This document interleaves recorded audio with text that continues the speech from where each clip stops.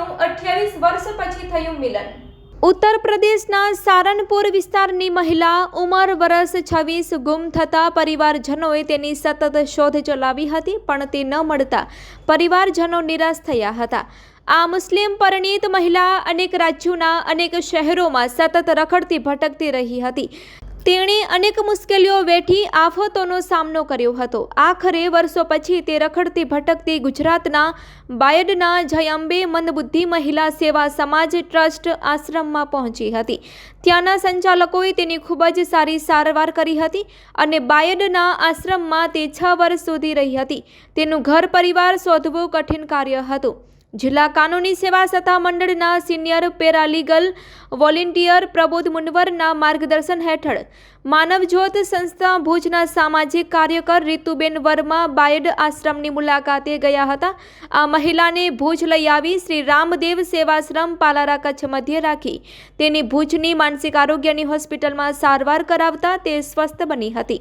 તેની પાસેથી મળેલી માહિતીના આધારે ઉત્તર પ્રદેશ પોલીસની મદદ લઈ તેનું ઘર અને પરિવાર શોધી કાઢતા પરિવારજનોને સમાચાર પ્રાપ્ત થતા પરિવારજનો આશ્ચર્યચકિત બન્યા। તુરંત જ માનવજ્યોત સંસ્થામાં વિડીયો કોલ લગાડી પરિવારની વ્યક્તિની ખાતરી મેળવી લેતા સમગ્ર પરિવારમાં ખુશીની લહેર છવાઈ હતી। માતાએ ઘર છોડ્યું ત્યારે પુત્ર નવસાદ 7 વર્ષનો હતો।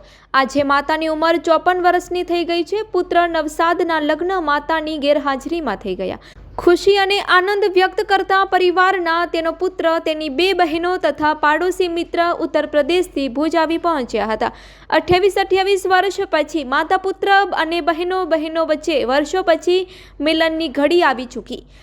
ભાવુક દ્રશ્યો સર્જાયા હતા। સૌની આંખોમાં આંસુના પૂર વહ્યા। મહિલાએ પોતાના વહાલ સોયા દીકરા અને બહેનોને નામથી બોલાવી જૂની યાદો તાજી કરાવતા દરેકને ભેટી પડી હતી। ઘણા જ લાંબા સમય 28 વર્ષ પછી પરિવારની કરુણતા અને વેદનાઓનો અંત આવ્યો હતો। માનવતાના આ કાર્યમાં પ્રબોધ મુનવર, પૃથ્વીરાજસિંહ જાડેજા, રફીક બાવા, આનંદરાય સોની તેમજ દીપેશ શાહ, સહદેવસિંહ જાડેજા, કનૈયાલાલ અબોટી, શંભુભાઈ જોશી સહભાગી બન્યા હતા। ઉત્તર પ્રદેશના મુસ્લિમ પરિવારે માનવજ્યોત સંસ્થાને આશીર્વાદ પાઠવ્યા હતા।